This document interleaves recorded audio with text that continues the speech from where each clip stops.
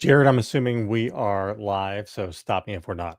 Hello, everyone. This is JVL here with my colleague at the Bulwark, Bill Kristol. We have just wrapped up first ever briefing of the full Flag Officer Corps of the United States military by the Secretary of Defense, not Secretary of War. It requires an act of Congress to change that, no matter what he calls himself. But I'm happy he has his pronouns and titles in ways that align with his identity, and the President of the United States. Bill, I want to start out here. We're going to play a bunch of clips for people who may not have seen it.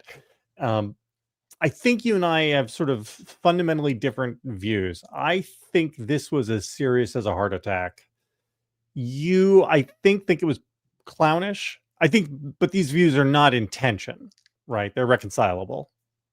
Yeah, the heart of Trumpism is that it's both, and of Trump is that he's both clownish and very dangerous. And so I think we probably agree. I wrote about this in, I guess, the last 3 morning shots. And so I've been very alarmed about the upshot of this. And I'm slightly reassured in this respect. The senior officers, the general and flag officers behaved in an exemplary way. I mean, they were stone-faced. They did not rise to the bait. Hegseth and Trump both wanted applause, offered applause lines, invited applause. Really, Hegseth paused very conspicuously. Trump almost literally asked for it a couple of times, and they did not do that. They stood as they always do when the president comes into the room and leaves. They gave him perfunctory and respectful applause at the end, but that was pretty much it. There wasn't even much chuckling to his 2 or 3 sort of witty lines. So I thought in this respect, what most worried me was that he would be able to convey to the American people that the senior military leadership of the United States is totally on board every aspect of his authoritarian and illiberal agenda. And I'll let you go on this now, since I think it's what alarmed you so much, is he was not very abashed in laying out that agenda. But I don't think the public watching or the troops who are watching, which I think is a very important part of the audience, would think that the military is, rah-rah behind this. Yeah, I want to say this is not you reacting just from the video feed that we were able to see. This is from in the room reporting from Pools and other reporters. So, for instance, from the Pool report, we have much more still and quiet than he is accustomed to. Pool can see several officers sitting in a row looking expressionless and inscrutable with few smiles. POTUS's attacks on Joe Biden have been met with silence. And anyway, this is, again, same thing. Again, another not from the Pool, but another in the room reporter. They stood and some, not all, lightly applauded when he concluded. So, as you say, the officers reacted as we might hope. And here's the tension. I think if you were expecting a scene from Triumph of the Will, that's not what you got. You got Fat Elvis. So this is, Trump was rambling and slurring. He was, I have to admit, at the very, very beginning, he was actually fairly charming in the way that he can be for like 90 seconds. And after that, it really sort of went off the rails. And it was, you could tell when he snapped onto the teleprompter version of the actual prepared speech, because there were like 7 sections like that. And they were the only sections in which he spoke complete sentences that formed coherent thoughts. But it was, I have to ask, more high-level military officers than I do. If you are a professional military officer and you've devoted your life and career to studying the art of war, understanding logistics, understanding military transformations and those sorts of things, and the commander-in-chief comes in and is just pinging around and talking about how we're reconsidering the concept of battleships because those big guns are so... the classic military thing is always, you don't want to be led by civilian leaders who are idiots. Do you think the people there sat and thought, yeah, I feel good about the decision-making acumen, the mental, just cognitive abilities of the commander-in-chief? Do you think they were able to, I guess this is what I'm saying. Do you think that they were able to be like, oh, this is just Trump doing the Trump thing, it's all actually okay, in the way that like the Wall Street Journal editorial board does?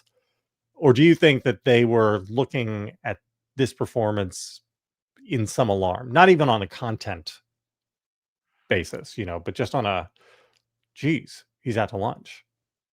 I mean, there were several hundred people there, so obviously they have somewhat different points of view, I'm sure. Sure. And I don't know that many that well, but I know I think alarmed. I think if you're a serious general officer and you hear that speech from the president of the United States when you've all been assembled there in an unprecedented way, suddenly, kind of almost, not almost, an emergency, canceling all other meetings, travel, so forth. And this is what the president thinks it's appropriate to do, which is to give prepared parts were, mediocre, and not that many of them. Most of it was rambling, repetitious rambling, and goofy and foolish in many cases, and just lie. I mean, insane exaggerations and lies, as he always does. And no, I think you were worried. No, and I put Hegseth in this thing too. I think if you come away from it, to say, from my point of view, from the public effect of it, I'm not as alarmed by that outcome as I thought I might be.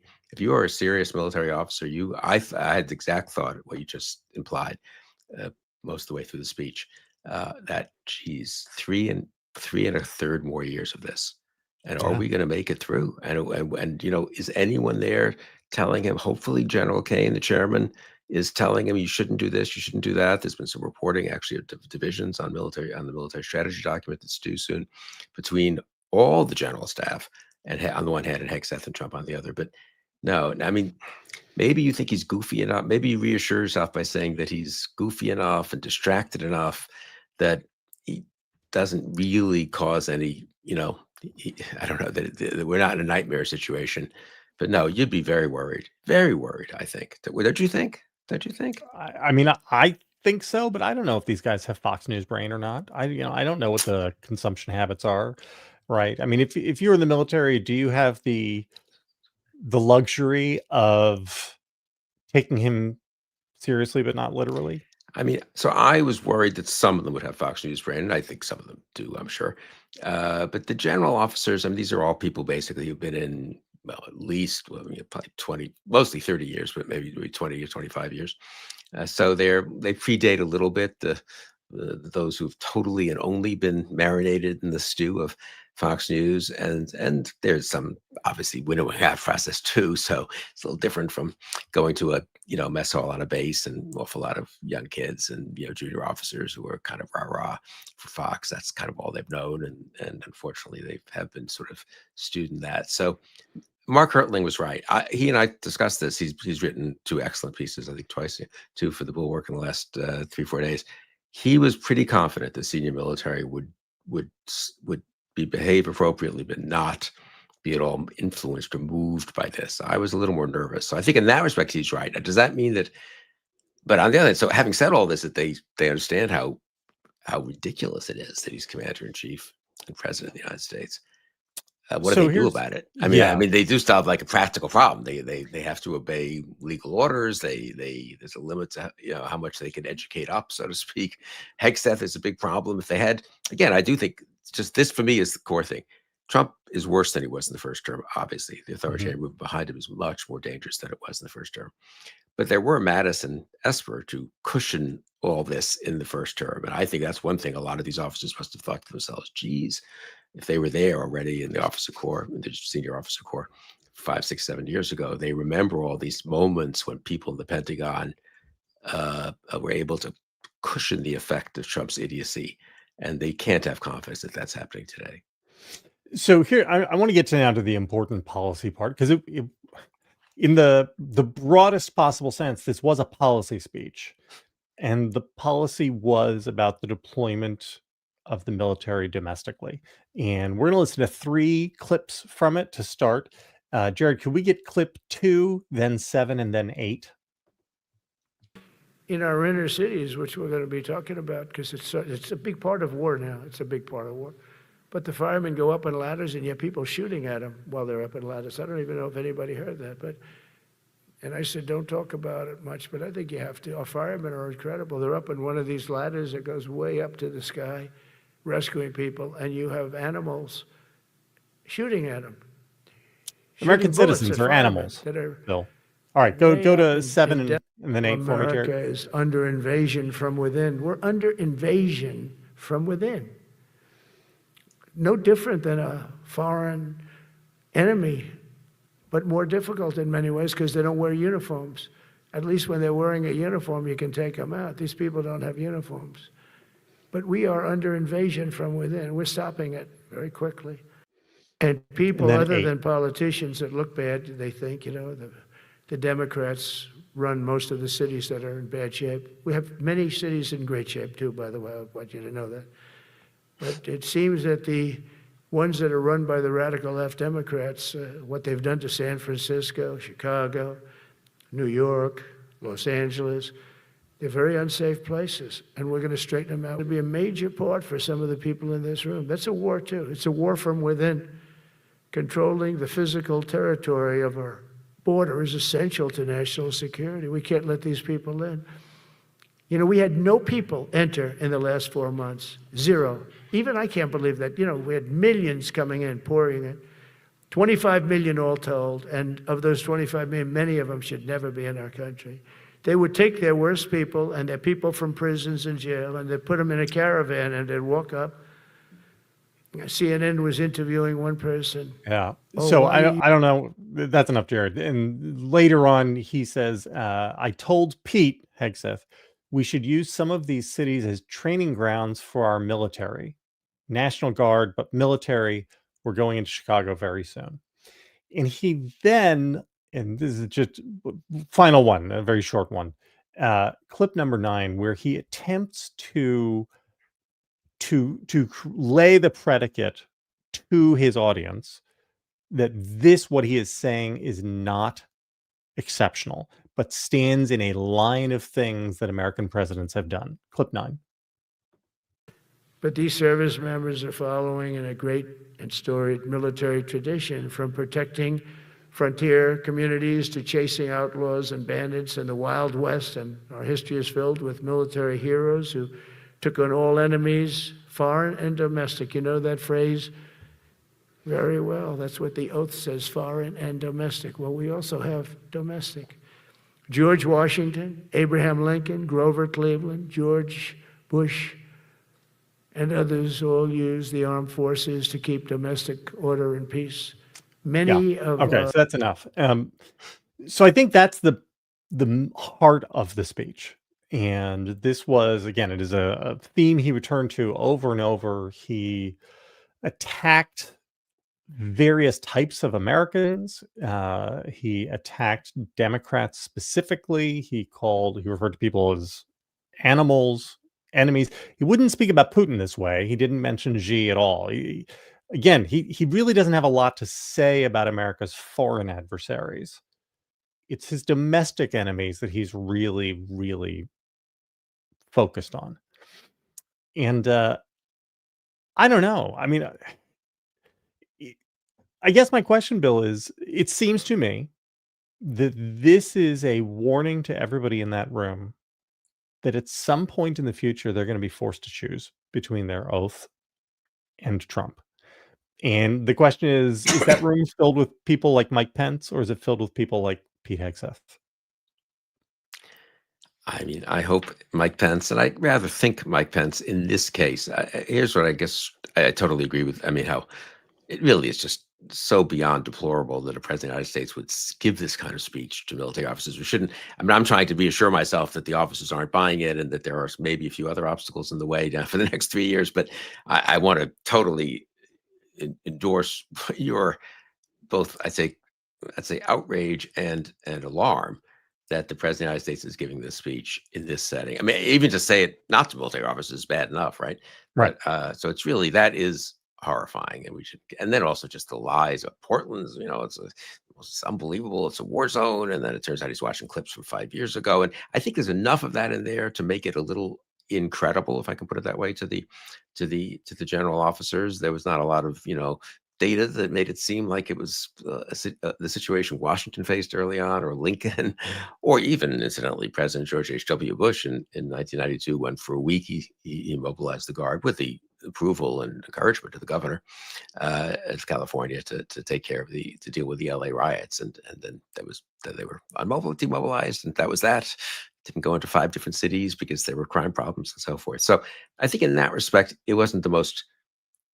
I mean, his base, I suppose, Trump's base is fine with it. But I think if you're a slightly Fox News viewing, maybe voted for Trump privately, general, this didn't convince you that, yeah, I guess I really have to focus. We really need to use our guys for this local, for local law enforcement, I guess, to protect the firemen on the ladders, not to minimize any attacks on them. That shouldn't happen either.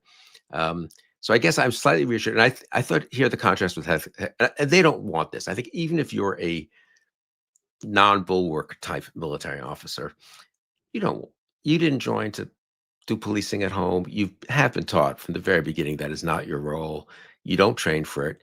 You don't want your troops to be exposed to it. I don't think there's much enthusiasm for that. I think in this respect, Hegseth's speech, which was cartoonish and like a dope, like a cartoon version of Patton or something like that, probably spoke to them a little bit more. Some of them don't like the rules of engagement. Some of them don't like women in combat. Some of them don't like, various other things that have happened in the last 5, 10, 15, 30 years. I guess Hegseth wants to go back to 1990, 35 years of a reforming of the military. There's probably some market for that, but Hegseth put it in the context of war fighting, actually, which was, I think, intelligent of him in a way. I mean, that was the more conventional. We need to be tougher, more warrior-like. A lot of it is total bullshit, in my opinion, and some of it is dangerous in its own way. Incidentally, let's just forgive war crimes abroad and so forth. But I think that has a little more resonance. I really wonder. I just don't know how much resonance does the Trump attempt to turn the military into a domestic, giant domestic police force. How much resonance does it have in the military? And how much resonance does it have with the country? And I guess I don't know. What do you think? I think we're going to find out. I mean, that's at some point we're going to find out the answer to this question, and I'm not looking forward to that. You mentioned the lies. There was one lie that really jumped out at me as Joe Biden's last quasi defender in America. Can you play clip 10 for me, Jared? I'm bragging about that. I said, we have the strongest military anywhere in the world. I say it. You never heard Biden say that. You never heard him say anything. But you never heard him say, did you ever hear him say, we have the strongest military? He doesn't say that. I say it. We have the biggest economy in the world, the strongest military in the history of the world. We have the strongest military in the history of the world. This is, like Biden said that all the time. This is the guy who, who's the big, most famous applause line was like, General Motors is alive and Osama bin Laden is dead. That was, anyway, just a small thing. So I want to talk a little bit about the Hegseth aspect of it, because there is a real tension between Hegseth's macho cosplay and the heart of MAGA. And the macho cosplay is warrior, warrior, warrior, war fighter. We need all of our drill sergeants to be like R. Lee Ermey in that movie I saw once. Because otherwise, we're turning into a bunch of pussies. And but at the same time, we're not going to get into any more wars, right? Which is this weird, like the whole idea of America First is we're not going to get into wars. We are not going to send troops anywhere, but we've got to be all butch. And I think that really the only way to resolve that tension is to focus on using the military as domestic enforcers, right? I mean, why do we need to expand the size of the military? Why do we need all this? Why do we need everybody doing butch pull-ups and stuff like that? Because this is another, there was a line in there where Hegseth, and we don't need the clips on it, but talked about how he says, it all starts with physical fitness and appearance. If the Secretary of War can do regular hard PT, so can every member of our joint forces, blah, blah, blah, blah, blah. And again, like I'm sorry, but right now we are undergoing a transformation of military affairs on the battleground of Ukraine. And it is all related to drones and the use of drones. This is like the largest transformation of military affairs, at least since guided munitions and maybe since air power. And it has fuck all to do with doing pull-ups. Like, but do you know what does have a lot to do with doing pull-ups is busting heads on the street. No, I take that point. I mean, I'd say Hegseth actually gave an example of what he likes in fighting wars post 1945, I guess, and that was the Gulf War. I was struck that he sort of put that in. It's as if someone read an Yeah, early it's a good draft, thing. which was entirely nostalgic for the pre-1947 world of the Department of War, and said to him what I think we've all commented, which is, you know what? When we were at the Department of War, we got dragged into two massive world wars in which tens of millions of people were killed. Was that the right attitude? Maybe being the Department of Defense, where you have international alliances, where you understand that it's not just about supermobilization, but it's about having troops deployed in many places to preserve the peace, to deter war. Maybe that's a better. The world was a better has been a better place since we became the Department of Defense compared to when we were the Department of War. With all due respect, and do have the deepest respect, obviously, for what we did actually once we were in World War I and World War II. So I think he probably heard that criticism. Someone there did. And they thought, we have to have a modern instance of the kind of thing we're in favor of. We're against Iraq and Afghanistan and nation building and obviously all endless wars and all that. So we're for the first Gulf War. Now, his little account of that is that's something someone should look at. Maybe I'll write about this for tomorrow morning. So it's sort of mildly interesting in a way that he correctly credits Reagan's buildup, the Cold War buildup, which provided us the huge military we were able to use, large military we were able to use in the first Gulf War. And then we had a clarity about ends. He slides over the fact that the people who ran that war that he likes so much are precisely the Republicans he hates so much. Mhm. And to the degree that they're still alive, hate his boss, Donald, or despise Donald Trump, and probably don't think much of Pete Hegseth. I mean, who was Secretary of Defense during that war that was so well run? Dick Cheney. Who was the chairman of the Joint Chiefs? Colin Powell. Does anyone embody more? And incidentally, well, that is just what could go on. Obviously, George H.W. Bush himself, Jim Baker, Secretary of State, et cetera, et cetera. So he mentioned Schwarzkopf, and Schwarzkopf, sort of had that image as more of a, I don't know, Diddy Patton type. I don't even know if that was really true. So, yeah, I think that would be his way of, I guess, why you need to be so tough. But as you say, the truth is Schwarzkopf, I don't know how much PT he did, and he was, I'll stipulate, a very good general, I think. And as you say, anyway, it's all childish. I mean, but so that I think would be the way they, in their own mind, that's how you can reconcile the toughness and the, I guess, and the sort of war fighting, warriors. There's a tension between the warrior stuff and the policing at home. I guess that's maybe a different way of putting what you just Not said. really. Well, I mean, or isn't there? right. Well, that's This is the question. thing. Right. And I don't think there is. I so think you're that the right. way I you mean, resolve military. that tension Well, is that is a the very real interesting enemy point. are the enemies within. I think it's going to be tough to get the U.S. military to buy into that, but I don't quarrel with your assessment that that's a very dicey. It's going to put a lot of people, if it gets serious, in very tough positions, and about their, in terms of their oath to the Constitution. I just think that, I don't know, the military I know, and this goes down to the junior ones too. They do not. I mean, fine if they get deployed for 2 weeks somewhere to help out at a flood, or if they're in the Guard, or even if they are active duty, maybe for a week in some real emergency somewhere. They don't think that's their job, and I don't know. I don't know. So I'd say I'm the not way saying they want to, but the Gulf War thing, the commander in yeah, chief is if they get demanding you orders. to, right? I You mean, I'd get say orders to do incidentally, it. Greenland, Panama, Venezuela are sort of the in-between middle ground. That's Hegseth's version of the current first Gulf War, right? Right. You overpower inferior enemies. It's Western Hemisphere, so it's vaguely America first. I mean, sort of. And a lot of it can be done by just blowing up tiny little fishing boats and killing them all. And so you feel good, and to the degree they feel good about that. And there's no risk of actual, difficult combat, honestly. So that's their vision. And I suppose we could go through 3 more years of things that you and I do not approve of, obviously, in terms of fishing boats and in terms of blustering against Denmark, as in terms of their control of Greenland and stuff, and hopefully avoiding either stumbling into a real crisis abroad, which is entirely possible in Asia or Europe, or we're already facing real challenges, obviously, or the deployments at home. But I take your point that when you really think it through, will Trump be content to have to occasionally use force and very, very in limited ways, pinprick, bombing the Iranians, super successful, obliterated. Wow, those patriots. The whole thing is so incoherent, though. Doesn't it maybe fall of its own way? The military has been woke and horrible for the last 30 years. Also, these weapons we have, fantastic. Yeah. Well, how does that? And also, the people who carried out all these strikes that he likes so much, They are people who were in the military for the For last 30 20 years. years. Yeah. No. I mean, what are we talking about here? How did we get these excellent pilots? I mean, it wasn't Yeah. because Trump suddenly promoted them all in January of 2025.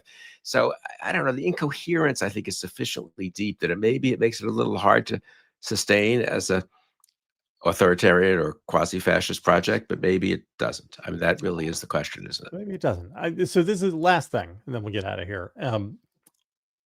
The fixation on the renaming of the Department of Defense and the Gulf of America, these things seem ridiculous until you start realizing that every time you have an authoritarian movement, one of the first things they do is start renaming shit. Totally. Whether it's the Khmer Rouge or the Nazis or the Soviets, like it is they get in, and the revolutionary spirit is that we are sweeping away the old and creating a new reality. And so they just start renaming things. That is one of the aspects about the Trump administration that I like. When he goes to actually rename the Kennedy Center, which I'm sure is like in the offing, it's going to be named the Trump Center. I expect that the new ballroom complex, which is larger than the White House itself, will probably be named for him. They'll probably stick his name on it. Those things are important, right? I mean, the nomenclature does matter because that's part of the war for society itself, isn't it? Yeah, Stalingrad, Leningrad, right? I mean, no, I think you're absolutely right, and it's a sign of their authoritarianism and their disdain for the actual history, which has given us a bunch of historical names, and their wish to impose their own cartoon version of things on society. I mean, I guess if I wanted to be, I don't know why I'm in my reassuring mode today, since I'm usually You have to counterbalance me. as alarmed. I guess, yeah, I give you credit for making, getting a slightly to my alarmist side and making me. I mean, I guess they're also third world dictators who rename things. Some of them do horrible damage, obviously. So I don't mean, but they don't. Some of them aren't very successful authoritarians, but they're just too. I don't know what, goofy and non. But this is where Steve Miller comes in, right? I mean, Miller scares me much in this respect. If Miller remains in that apex of power that he's in, Trump's goofiness does not save us from the authoritarianism and the quasi-fascism. Hegseth's isn't as focused and serious as Miller, but he probably, I don't know. Hegseth's a little bit in between, but he's so incompetent, inept. What are they? I feel bad for these senior officers, if I could just say that, though. I've known a few of them over the years. I mean, these are serious people. They've had some sec defs they didn't think were the greatest. They've had some chairman of the Joint Chiefs and some commanding officers, like everyone in the military will tell you stories about this, who weren't perfect. Sometimes even they thought they did some real damage. But I mean, they've never had a situation like this. And maybe we muddle through it for 3+ years, but 3+ years is a long time. I can always come back to, you and I discussed this so many times. I mean, people who think, well, we've seen the worst of it, I think we'll make it through. Maybe, but we're only, what are we, 8+ months in?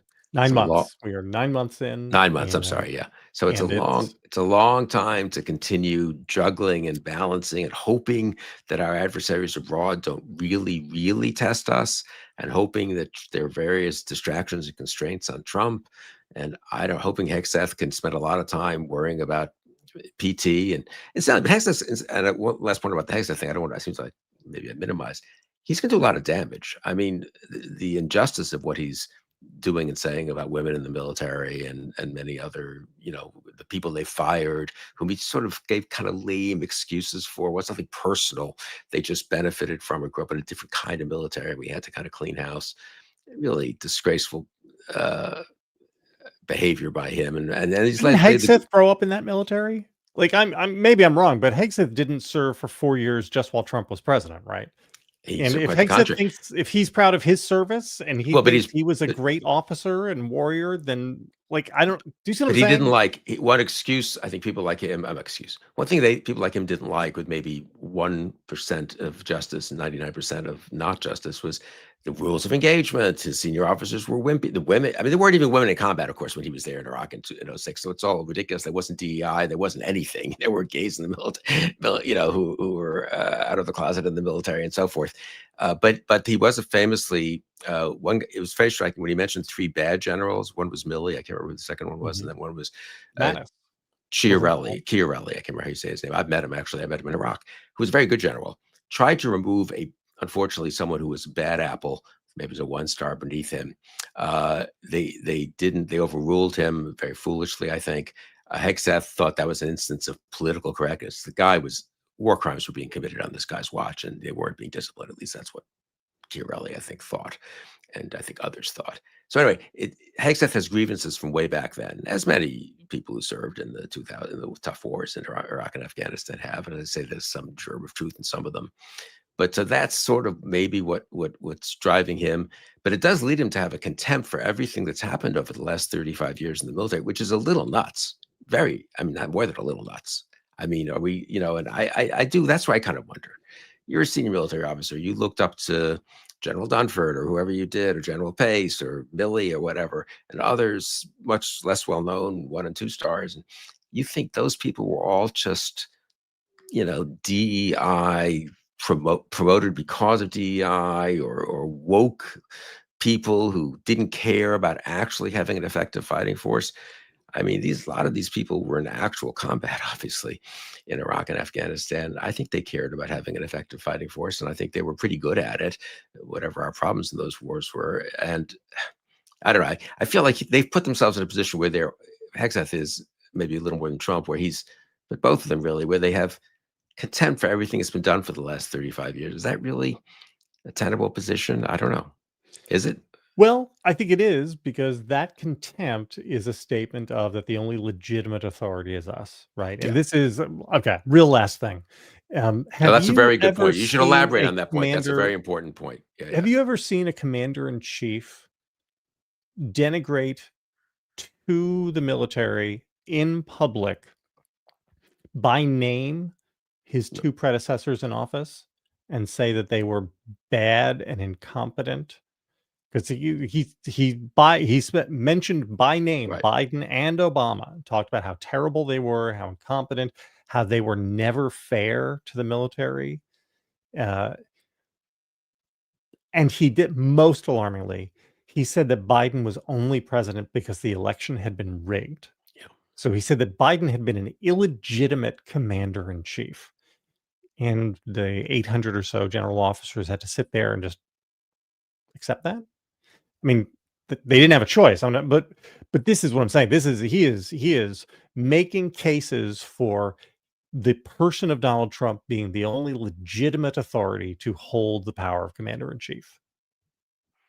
No, It I just think seems that's as simple really. as that.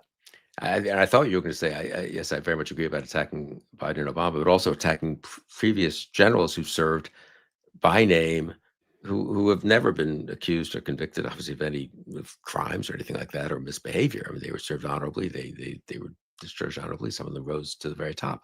So that's never been done. Whatever privately people might have thought about some general from 4 years ago or 15 years ago. No, it's really appalling. So Trump was as bad as we would have expected. I thought, but though, I don't know. Did you think he was showing his age a little bit, repetitious, and maybe therefore not quite as in terms of the public? I don't think it was a commanding performance. Hegseth is bad and dangerous. Hopefully, most of the stuff is just stupid physical training stuff and all that. And the military officers, I'm somewhat reassured by. But look, they'll be under huge pressure. And again, final point, if I could just, he could fire a lot. They could be a lot of turnover. This is what I believe.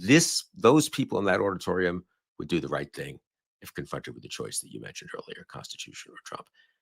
2 years from now, 3 years from now, it's kind of an important moment, fall of 2028, would the people who have been promoted to replace many of the people in that room do the right thing? We don't know. And Hegseth and those guys are spending a lot of time looking apparently at promotions, and to go as I think one of them, didn't Hegseth almost say this? We've gone through the files, we've done a deep dive on everyone in the military. We're carefully selecting people. He also said in passing that all their loyalty is to the president of the United States. Or you serve at the pleasure of the president of the United States. I do not believe, I mean, that may literally be true in terms of I guess the general officers, but not true of the whole military, incidentally. But even so, I don't think previous secretaries of defense would have put it that way, or they would have quickly said, but of course, the key is your professionalism, your discipline, your loyalty to the Constitution. None of that, of course. So anyway, 3 years of politicization, of politicized promotions and firings, of rewarding people who go along with the MAGA agenda. Even if the military is holding for now, will it hold in 3 years? That I think is extremely worrisome. Did I get alarmed enough for you here at the end? That's good. I think so. We're going to find out. Guys, thanks for sitting with us. It's pretty bad moment. Pretty dangerous moment for America. Unprecedented. Of course, if things are unprecedented every day, are they ever really unprecedented anymore? It's hard to say. Hit like and subscribe, follow the channel, and stay with us as we all hope we can make it through this with our democracy intact. Good luck, America.